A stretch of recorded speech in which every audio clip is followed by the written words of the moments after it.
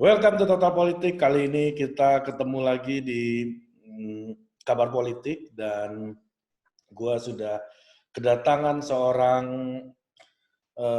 pemikir intelektual dan sekarang lagi menjalankan studi di ilmu politik, Departemen Ilmu Politik di Northern Illinois University, Amerika Serikat, seorang PhD kandidat.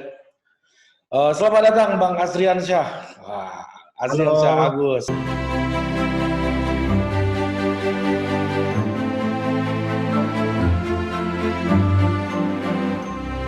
Terima kasih sudah bergabung di Total Politik. Kemarin kita kebetulan sudah pernah undang Bang Azri ketika live soal politik Myanmar yang sempat bergejolak kan, karena memang studinya Bang Azri kira-kira deket-deket lah sama Myanmar walaupun nggak Myanmar banget ya. Nggak Myanmar banget, tapi ya deket-deket lah, mirip-mirip lah. Nah, Bang, sebenarnya di sana itu lu studi apa sih? Apa yang lu kerjakan di sana, Bang? Begini, jadi saya di NIU itu mengambil program doktor, program PhD, bidang ilmu politik. Nah, di Amerika itu, ini sistem di Amerika ya, kalau kita mengambil ilmu politik, dan ini untuk jenjang master atau doktor, kadang master perlu, kadang enggak. Tapi kalau untuk jenjang doktor itu udah jelas. Itu kita harus mengambil paling enggak 2 konsentrasi. Orang lebih familiar dengan kata-kata atau dengan istilah major sama minor. Tapi kalau di sini, di Amerika itu istilahnya itu field. First field, second field, atau bahkan kadang-kadang itu ada third atau fourth field. Ya, lu sampai berapa? Fifth, jangan-jangan.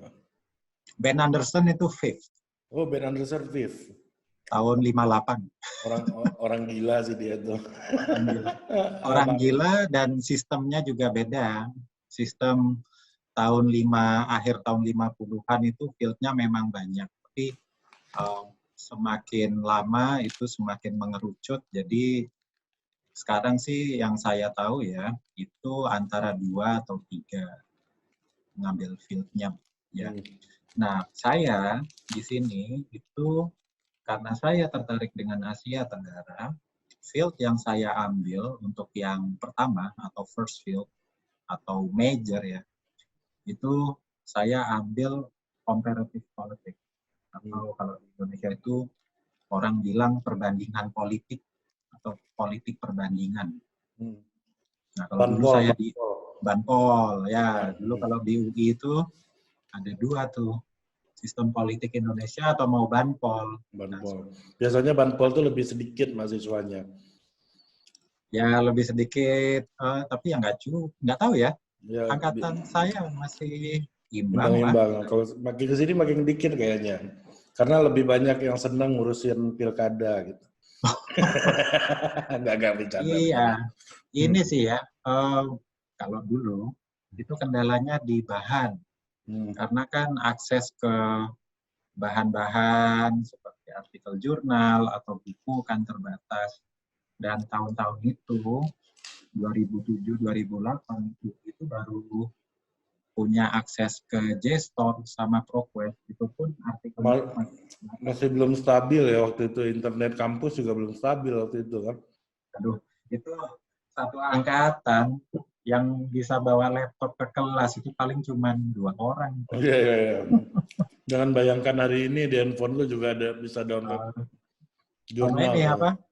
Sinyal itu nyarinya susah tuh, sampai kita harus ngapalin. Kalau di gedung B nih bagus nih wifi-nya. Kalau dulu angkatan gue tuh ada istilah Bang, memuja bulan. Maksudnya? Jadi begadang malam-malam ngedownload film Indo Webster gitu di malam-malam. Tengah malam karena sepi kan. Jadi enak downloadnya. Ya sama lah. Nah, lu ini sebelum terlalu kita banyak bernostalgia nih Bang, lu studi apa sih itu sebenarnya Bang? Oh ya, sorry tadi kalau orang Jawa Timur ngomongnya itu nyelimur. Jadi keluar dari topik. Ya, saya first field-nya comparative politics karena saya belajar tentang Asia Tenggara. Dan Asia Tenggara yang menjadi fokus saya itu adalah tentang Indonesia tentunya, karena ya lahir, besar, dan lebih tahu ya tentang Indonesia, jadi lebih mudah kan untuk mempelajari. Sama saya belajar juga tentang Kamboja, jadi disertasi yang sedang saya kerjakan itu adalah tentang otoritarianisme di Indonesia pada era Orde Baru dengan di Kamboja sejak pemilu tahun 98 sampai pemilu 2018. Oh, sorry, 2013. Itu yang menjadi disertasi yang sekarang sedang saya kerjakan. Nah, itu first field saya. Sedangkan second field saya itu saya mengambil tentang politik Amerika, atau di sini namanya itu American government. Jadi ada banyak pilihan sebetulnya kalau di NIU itu untuk field ya. Bisa comparative politics, bisa political theory, bisa public administration, bisa ambil international relations. Jadi ini beda dengan seperti di Inggris ya. Di Inggris kan international relation itu satu departemen sendiri. Tapi kalau di Amerika, international relations itu adalah field dari political science. Dan beda dengan di Indonesia. Di Indonesia kan HI sendiri tuh. Iya, paling tinggi lagi passing grade-nya. Ya, susah masuknya. Ya, karena passing grade ya. Pasti juara kelas semua isinya tuh kan. Iya, udah dari sononya barangnya bagus itu. Kalau di Amerika, international relations untuk PhD itu masuk sebagai field atau bagian dari political science. Nah, Bang, kenapa studi Asia Tenggara itu begitu berkembang di Amerika? Dulu kan ada nama seperti Ben Anderson, Indonesianis ya, Kahin, terus yang sini juga ada Pak Bill Liddell gitu ya. Dan betul. Tradisi studi Asia Tenggara, tradisi studi Indonesia justru berkembangnya di Amerika, bukan di Indonesia sendiri. Bahkan nggak ada yang lebih baik daripada Amerika sih menurut gue sejauh ini ya, tempat untuk meneliti Asia Tenggara. Bahkan untuk Middle East sendiri, gue rasa Amerika pun punya resources yang lebih baik daripada kampus-kampus yang berada di kawasan Timur Tengah gitu. Nah, ini kita bicara khusus untuk Asia Tenggara dulu deh.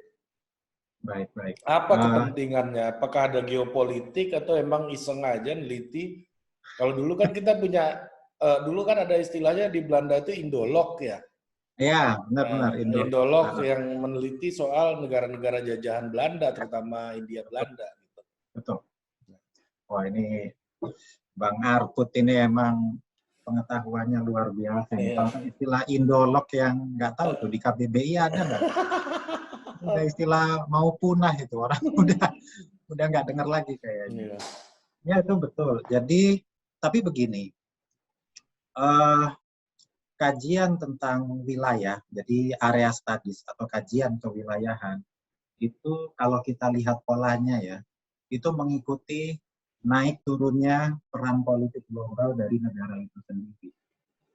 Jadi untuk Amerika sendiri, itu sebetulnya kajian Asia Tenggara sebagai area studies ya, sebagai kajian kawasan, itu baru berkembang ya setelah Perang Dunia Kedua. Sebelum Perang Dunia Kedua atau bahkan sebelum Perang Dunia Kedua itu orang Amerika itu tidak pernah berpikir tentang kita harus belajar tentang Hindia Belanda. Indonesia kan dulu namanya Hindia Belanda ya. Kita nggak perlu belajar tentang British Malaya. Kita nggak perlu belajar tentang French Indochina atau belajar tentang British India. Itu mereka menganggap itu bukan urusan kami. Itu urusannya Imperium Inggris. Karena itu kan koloni-koloni koloni-koloninya Inggris, koloni-koloninya Belanda, koloni-koloninya Perancis. Jadi, dan konsep Amerika sebagai United States adalah kritik terhadap United Kingdom kan? nah itu dia. Tapi ini ada tapinya nih.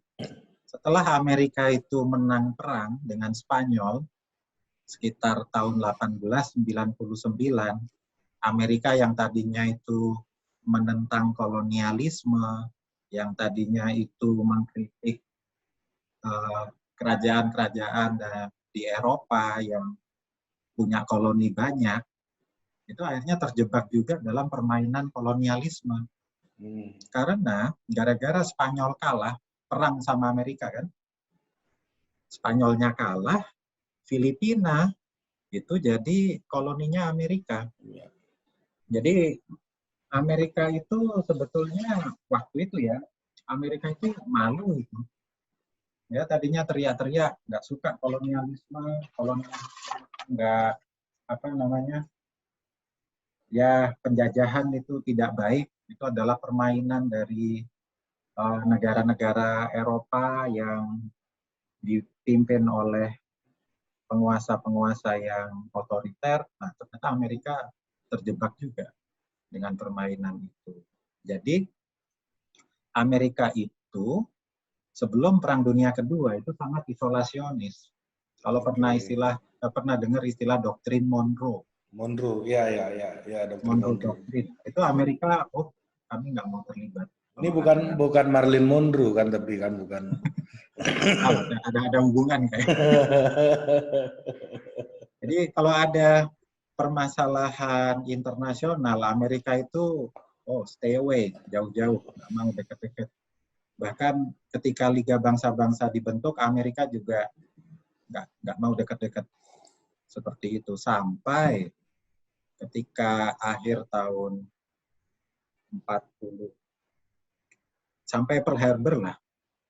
Pearl Harbor itu diserang, nah itu baru Amerika tuh, wah ini kayaknya kita harus nyemplung ini.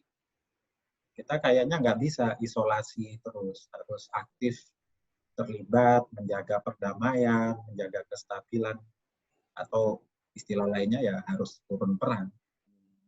Ya, akhirnya Amerika ikut kan Perang Dunia Kedua, dan setelah Perang Dunia Kedua itu dimenangkan oleh Sekutu, baru muncul kesadaran bahwa wah kayaknya kita nggak ngerti apa-apa ini tentang Asia Tenggara, tentang Asia Selatan, tentang Afrika, tentang Timur Tengah. Karena kenapa kebutuhan itu perlu? Kenapa mereka terus ngerasa wah kita kayaknya nggak tahu apa-apa dan kita perlu tahu? Karena di bekas koloni Eropa itu pada merdeka satu-satu. Hindia Belanda, Bung Karno, Bung Hatta itu melancarkan revolusi untuk merdeka. Di Indochina, Ho Chi Minh itu perang dengan Perancis. Terus India tahun 47 diberi kemerdekaan oleh itu, bukan diberi, itu udah negosiasi dari lama karena India itu kan sudah punya kongres dari abad ke-19. Sedangkan Volkskrant itu kan baru ada orang Indonesianya itu tahun 20-an atau tahun 30-an. Nah, jadi disitulah Amerika itu ngelihat bahwa wah kita nggak bisa lagi nih kalau kita mau berperan aktif dalam politik global, kita harus tahu negara-negara ini tuh seperti apa. Masalahnya, karena negara-negara ini juga melepaskan diri dari penguasa kolonialnya, alias mereka merdeka, Amerika nggak bisa lagi mempelajari negara-negara ini melalui mantan koloninya, mantan penjajahnya. Jadi nggak bisa lagi belajar tentang Myanmar atau Malaysia lewat London, nggak bisa lagi belajar tentang Vietnam, Kamboja, Laos lewat Paris, dan nggak bisa lagi belajar tentang Indonesia lewat Den Haag. Ya karena mereka udah talak ya hubungannya sama negara-negara jajahannya kan. Ya udah talak, walaupun kayak Belanda sama Perancis ya masih baper lah, masih nggak bisa move on.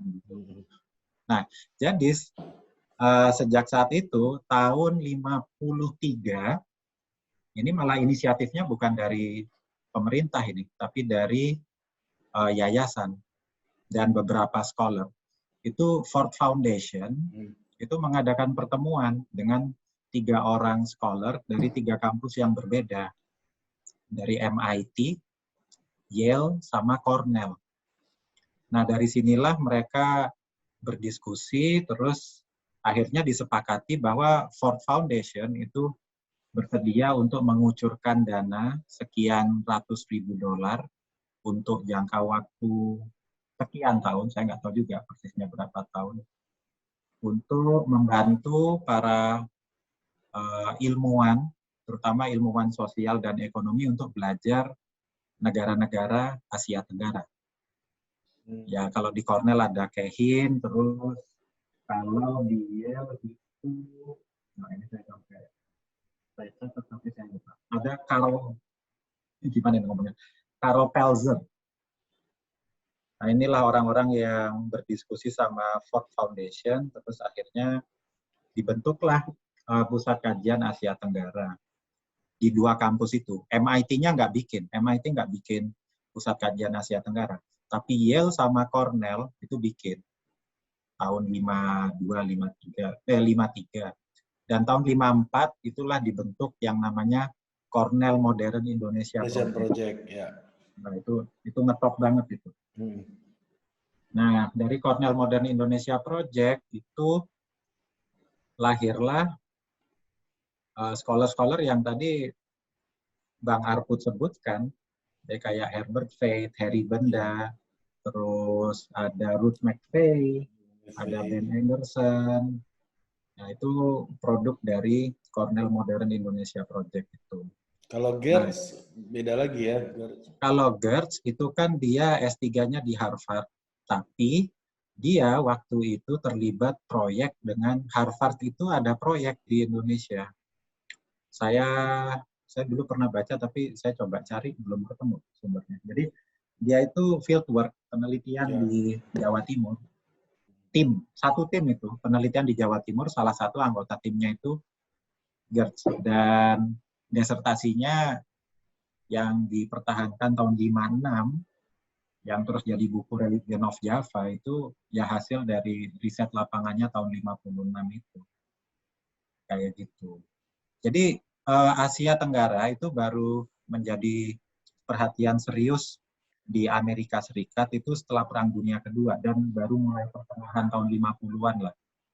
Dan itu semakin memuncak minat atau gairah untuk mempelajari Asia Tenggara itu ketika pecah Perang Vietnam tahun 60-an.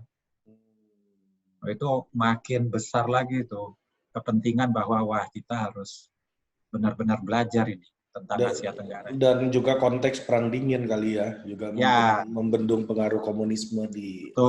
Betul. Ya, itu betul sekali.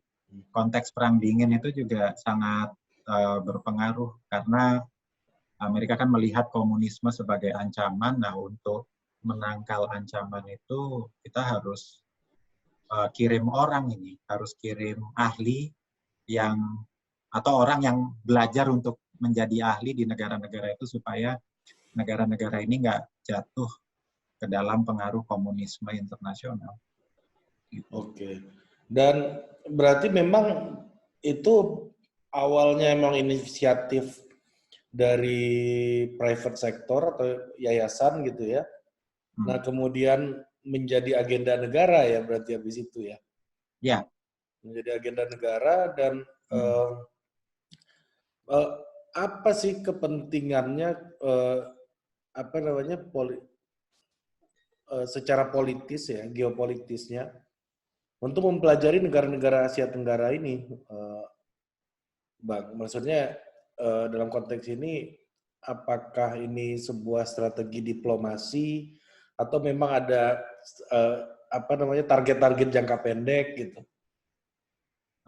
Target lebih ke itu tadi ya, yang seperti tadi Bang Arput bilang, menangkal komunisme. Jadi target awalnya itu perpaduan antara menangkal komunisme dan juga untuk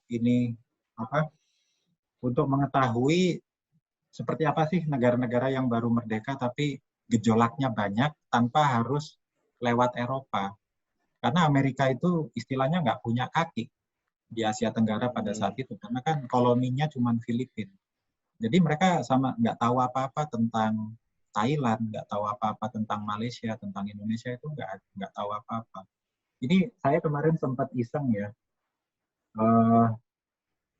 lihat-lihat disertasi ini Indonesia, tentang Indonesia yang ditulis dipertahankan di kampus-kampus di Amerika sebelum tahun 50. Itu tuh dikit banget. Saya cuma bisa nemuin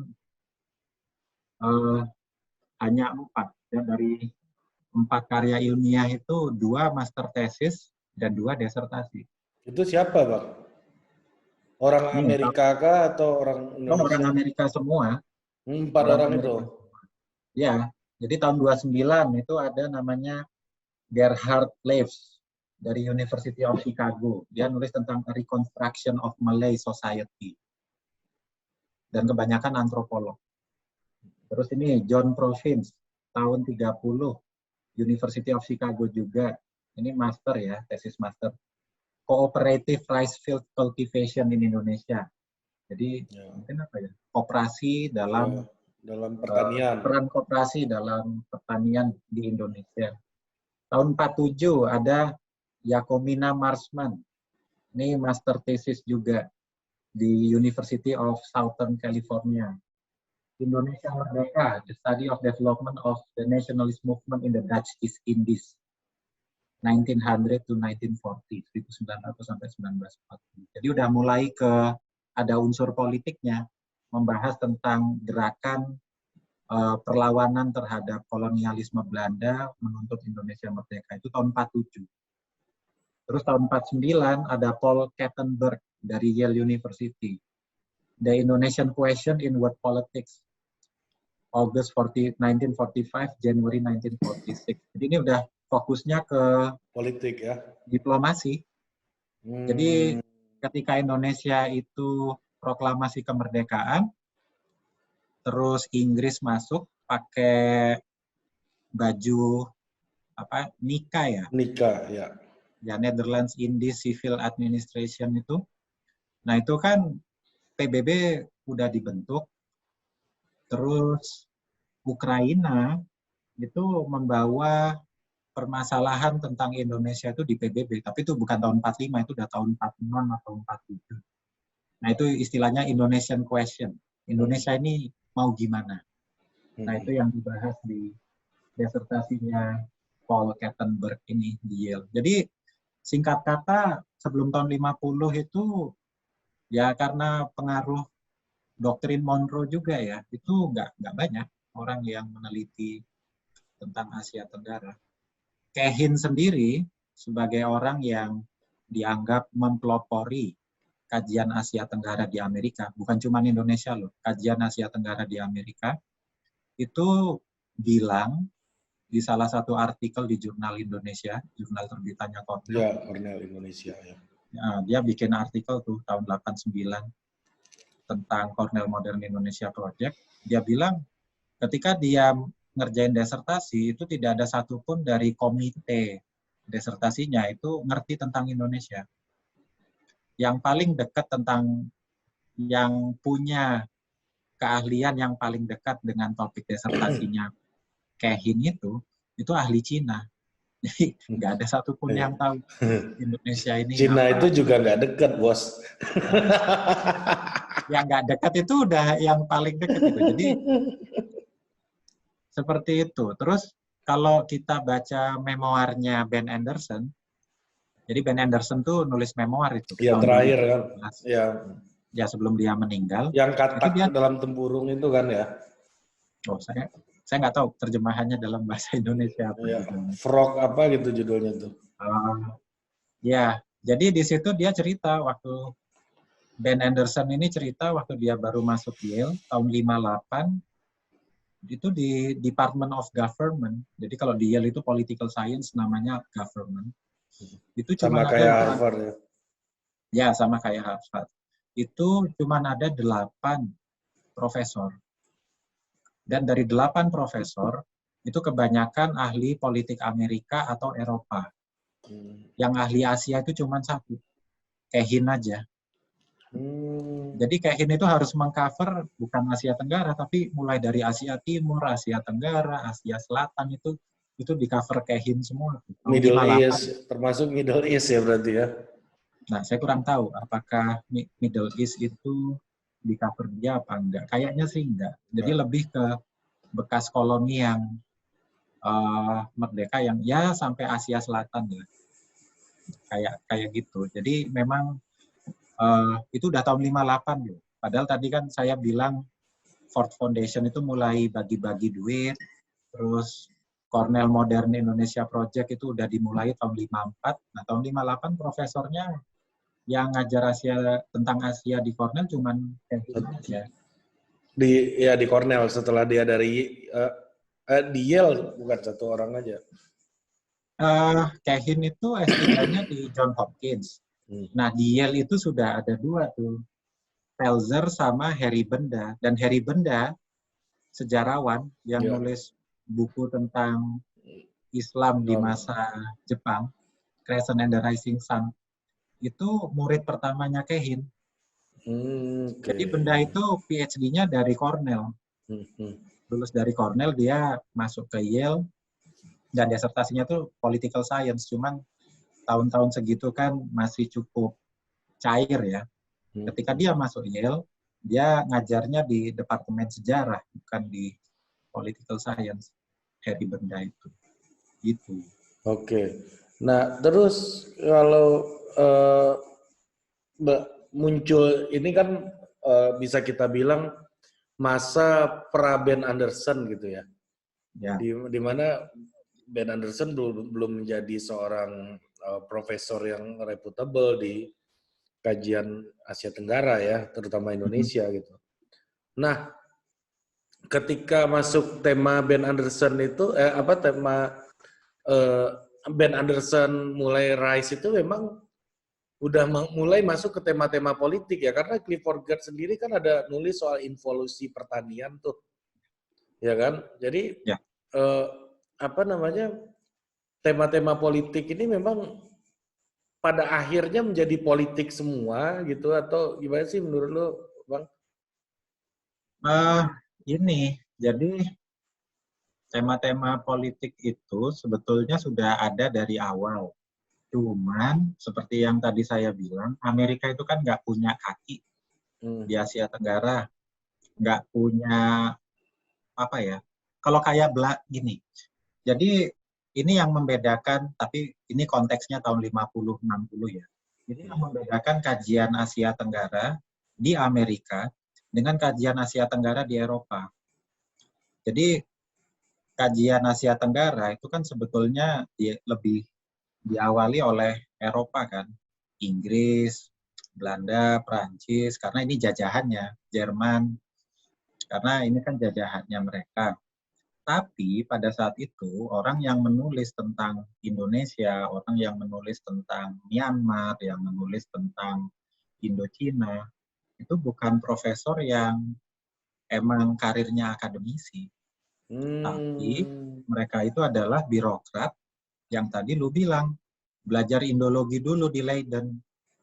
Sebelum mereka ditugaskan ke Hindia Belanda.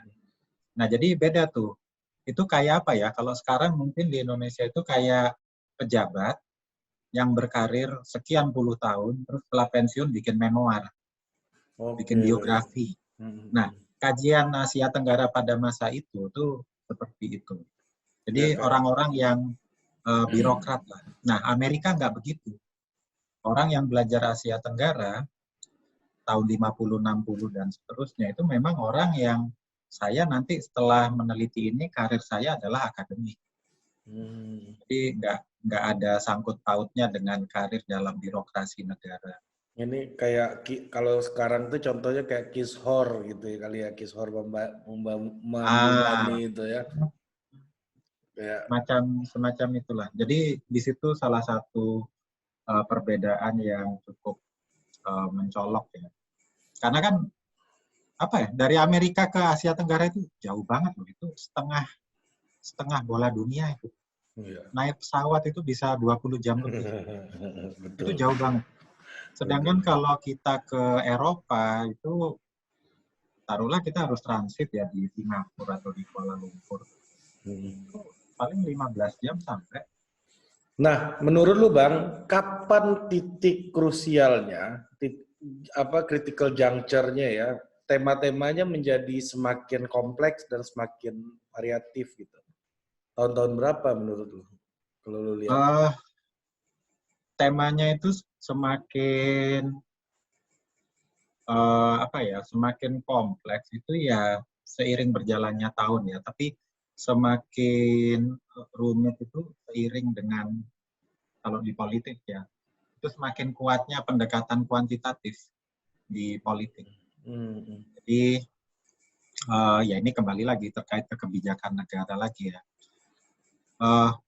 Ilmu politik itu kan terobsesi dengan sains, makanya dikasih nama ilmu politik, political science. Kalau sosiologi kan enggak, logos itu kan udah ilmu. Tapi kalau politik kan aneh gitu.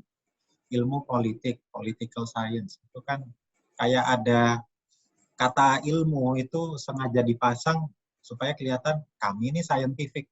Nah, salah satu cara supaya scientific, supaya bisa kayak ilmu eksak, ilmu alam, itu kan harus ada metode yang bisa dipertanggungjawabkan. Nah, salah satu metode yang berkembang di politik Amerika ya, setelah Perang Dunia Kedua itu adalah menguatnya pendekatan perilaku atau behavioralist. Dan itu yang kemudian secara metode itu jadi kuantitatif. Orang jadi belajar tentang kenapa? Perilaku pemilih, makanya orang-orang kayak Saiful Mujani gitu ya di OU kan.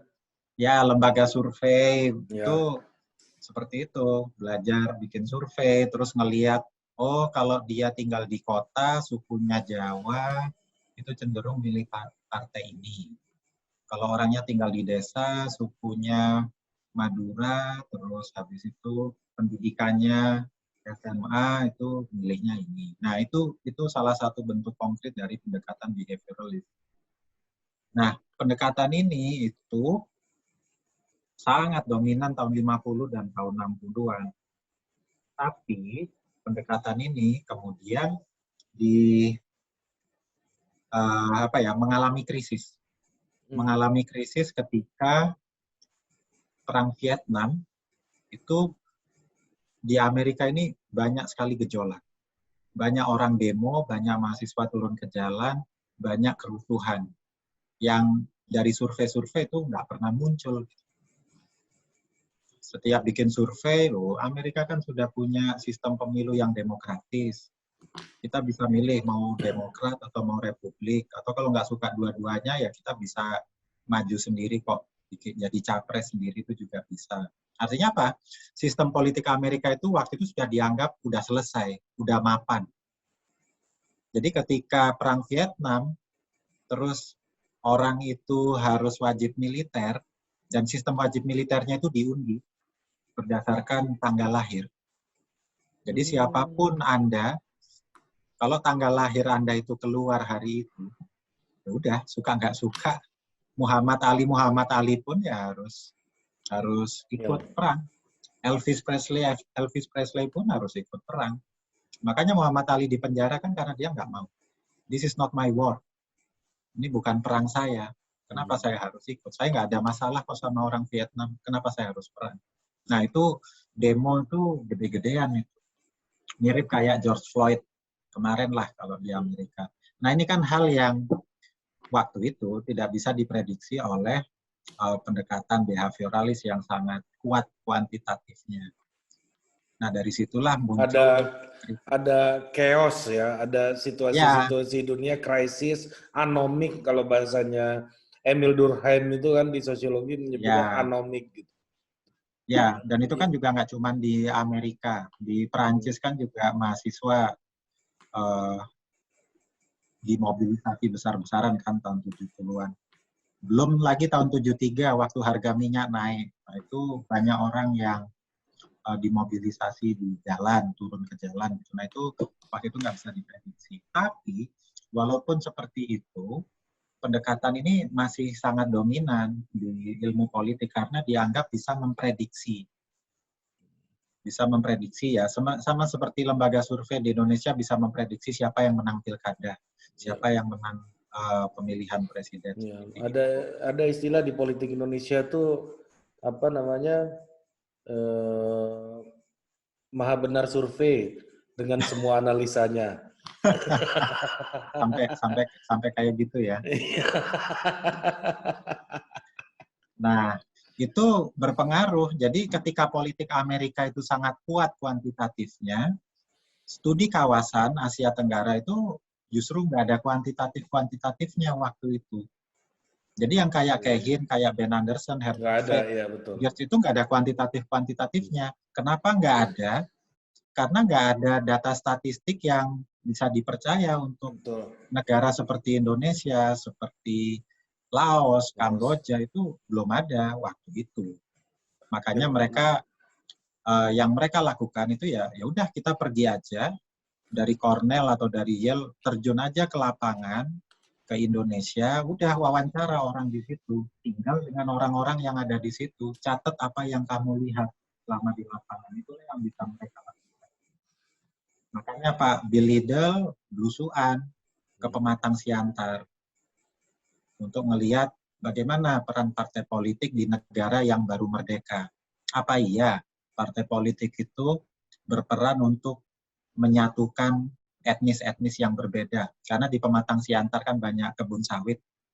Jadi di situ kan nggak hanya Melayu, Batak aja, orang Jawanya juga banyak. Nah di situ Pak Bill itu melihat apakah partai ini menjalankan fungsinya untuk menyatukan etnis yang berbeda. Ya sangat kental aroma teori modernisasinya lah yang waktu itu memang lagi tren kan. Ya. Ngetren banget. Kalau udah merdeka, pendidikannya tinggi, ekonominya bagus, wah ini pasti nanti demokrasi politiknya akan stabil. Indonesia kenapa nggak stabil ya? Masih miskin, penduduknya, pendidikannya rendah. Ya itu modernisasi kan kayak ya itu kayak suatu masa di Indonesia pernah Air Jordan jadi hype banget kan, udah kayak gitulah kira-kira itu. Jadi temanya jadi kualitatif ya banyakannya. Jadi ya pergeseran dari yang sangat kuat kualitatifnya, kemudian sekarang itu jadi bercampur. Ada dulu kajian Indonesia awal tuh sangat deskriptif, sangat kualitatif. Makin lama ketika data-data di Indonesia sudah mulai, dan Asia Tenggara secara umum ya, sudah mulai reliable data statistiknya, nah yang kuantitatif muncul. Sama kayak kalau kita lihat desertasi bimbingannya Pak Bill Liddell di Ohio State, itu kan murid-muridnya generasi awal, kayak Pak Muchtar Masud, Pak Salim Said, Pak Makarim Wibisono, itu kan kualitatif semua. Pak Muchtar Masud misalnya, itu membahas tentang 5 tahun pertama Orde Baru, ekonomi dan struktur politik. Dia mencoba menggunakan mengkombinasikan atau mengawinkan teori birokratik otoritarianisme dengan korporatisme. Korporatismenya Philippe Smither itu digabungkan dengan birokratik otoritarianismenya Guillermo O'Donnell untuk menjelaskan Orde Baru. Nah, dia menjelaskan itu Pak Muchtar Masud. Terus Pak Salim Said membahas tentang militer, tentang Jenderal Sudirman, Genesis of Power. Ya. Terus Pak Makarim Wibisono, Dubes itu dulu Dirjen terus jadi Dubes di New York sama di Jenewa, itu membahas tentang peranan asosiasi pengusaha. Karena tahun 80-an, 70-80 itu di ilmuwan politik Indonesia itu lagi berdebat, ini Orde Baru ini kayak apa sih sebetulnya? Indonesia ini kayak apa sih? Dan itu diawali oleh 2 debat besar itu, tahun 60. Yang pertama itu perdebatan antara Harry Benda dengan Herbert Faith. Ya. Harry Benda ini sama-sama political scientist, sama-sama ahli politik, sama-sama lulusan Cornell, sama-sama bimbingannya Kehin. Tapi satu di Australia, satu di Amerika. Ya, Harry Benda di Melbourne. Harry Benda di Yale. Ya. Pak Herbert Fett itu di Melbourne. Hmm. Harry Benda itu bilang bahwa Harry Benda mengkritik Herbert Fett karena Herbert Fett kan bilang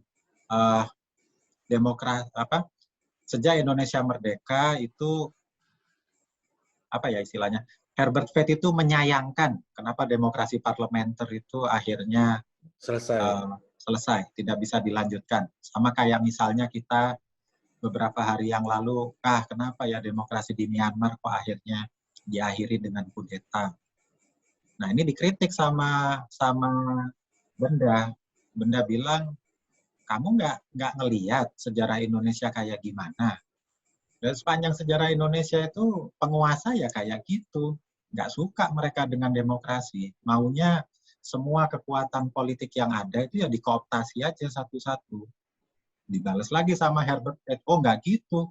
Indonesia sejak merdeka itu ada banyak kemajuan-kemajuan yang Anda nggak lihat. Setelah Indonesia merdeka itu mulai ada kelompok-kelompok pengusaha yang tadinya itu di zaman Belanda nggak bisa muncul, sekarang muncul. Pendidikan yang tadinya hanya kaum priai, kaum abangan kalau katanya Pak Bambang kemarin, nah sekarang pendidikan itu sudah untuk semuanya. Nah, awalnya dari dua debat itu. Antara apakah Indonesia itu karena konservatif, patronase yang terbawa dari kultur lokal itu memang nggak bisa dibabat, seperti katanya Benda, atau Indonesia itu kayak katanya Fett. Ya memang itu masih ada, tapi ada kok gerakan ke arah politik yang lebih modern di Indonesia. Nah, kemudian muncul orang-orang kayak Pak Dwight King. Pak Dwight King itu George Cahin-nya NIU. Jadi, tapi Pak Dwight King itu untuk Indonesia. Ada ahli Thailandnya 2 orang, dan itulah yang jadi George Cahin-nya NIU. Nah, Pak King itu kuantitatif dia. Bimbingannya Philippe Smither, dan dia menggunakan teori korporatismenya Smither untuk menjelaskan Orde Baru. Dia bilang Orde Baru ini korporatis karena penguasa itu ingin mendepolitisasikan partai-partai, tapi mengakomodasi wakil-wakil masyarakat dengan cara membentuk organisasi-organisasi yang bisa dikontrol pemerintah. Untuk pemuda, dibikin KNPI. Untuk agama, dibikin MUI. Untuk, ya, seperti itu. Nah, itu Pak King. Dan itu yang saya tahu kuantitatif, salah satu yang generasi awal itu Pak King. Makanya bimbingannya Pak King itu banyak yang kuantitatif. Oke, berarti memang ada pergeseran tren juga ya berarti ya di pada tahap awal ya, Bang ya. Oke, mungkin untuk bagian ini kita rehat dulu sejenak. Sampai jumpa lagi di Total Politik selanjutnya.